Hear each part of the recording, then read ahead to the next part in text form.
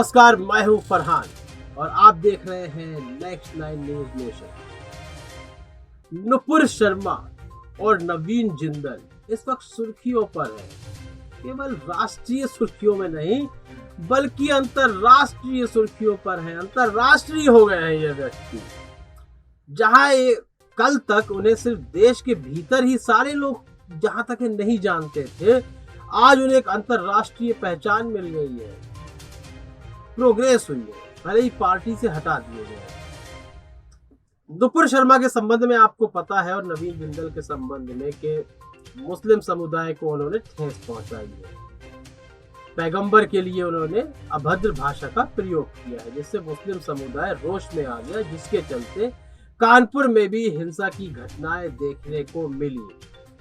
यह मामला यहीं तक नहीं रह गया बल्कि कुवैत, कतर यानी कि खाड़ी देशों में भी निंदा होने लगी भारतीय सरकार की, जिसके चलते दीपक मित्तल है, उन्होंने यह कहा, जो भारतीय राजदूत है, उन्होंने यह कहा कि यदि पार्टी का कोई व्यक्ति या फिर भारत के भीतर कोई भी व्यक्ति किसी तरह की बात कहता है तो उसे सरकार की विचारधारा न माना जाए।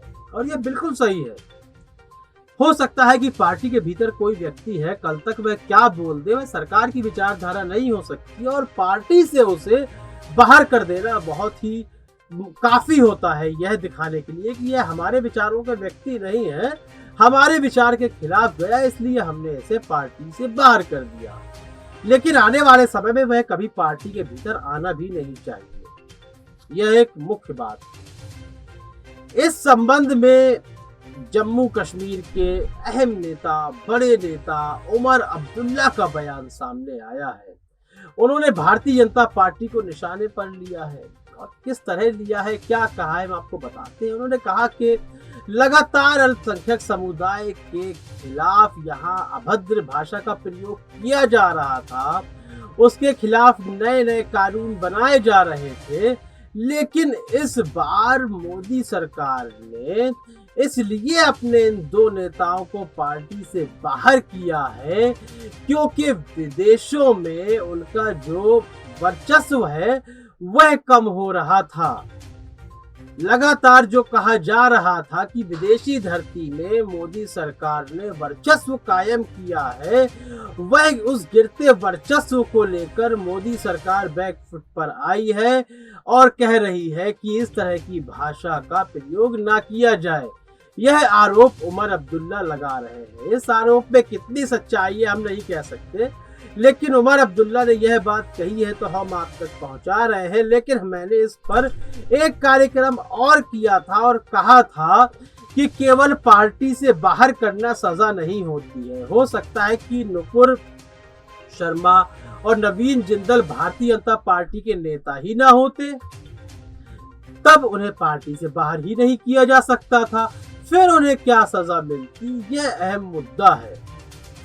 यदि सख्त से सख्त सजा नहीं मिलती है तो कल अन्य धर्म समुदाय के लोग भी सोचेंगे कि सजा तो मिल ही नहीं है, आप हमारे ऊपर अभद्र भाषा का प्रयोग कीजिए, हम आपके धर्म पर निशाना साधते हैं। फिर यहाँ धर्म खेलने लगेंगे लोग, फिर एक दूसरे के ऊपर अभद्र भाषा का प्रयोग करने लगेंगे, जिससे भारत में अराजकता का माहौल पैदा हो जाएगा और लगातार हिंसा की घटनाएं जैसे कानपुर में देखने को मिली है वह लगातार देखने को मिलेंगी।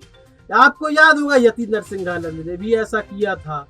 यदि उन्हें ही एक सख्त सजा दे दी जाती तो आगे आने वाले समय में किसी की हिम्मत ना पड़ती।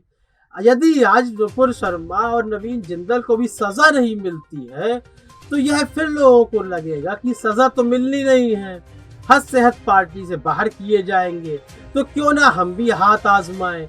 वह भी आने वाले समय में इस तरह के काम को करते हुए नजर आएंगे, जिससे भारत की छवि विदेशी धरती में खराब होगी।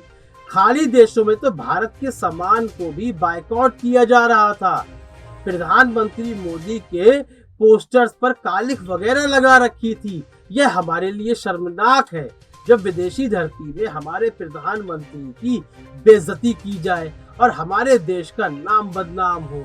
कारण सिर्फ यह है कि आपने एक कानून तोड़ने वाले और फंडामेंटल राइट है, धार्मिक अधिकार, कि आपके धर्म की कोई आलोचना नहीं कर सकता है, जब उस अधिकार को छीना जाता है और कानून को तोड़ा जाता है और आप सजा नहीं देंगे, तो आगे आने वाले समय में भी ऐसे काम लगातार होते रहेंगे। तो उमर अब्दुल्ला के इस बयान पर आपकी क्या राय है? अपनी राय देना बिल्कुल भी ना भूलें। कार्यक्रम को लाइक करें, ज्यादा से ज्यादा शेयर करें और चैनल को सब्सक्राइब अवश्य कर दें। तब तक के लिए इजाजत दीजिए, धन्यवाद।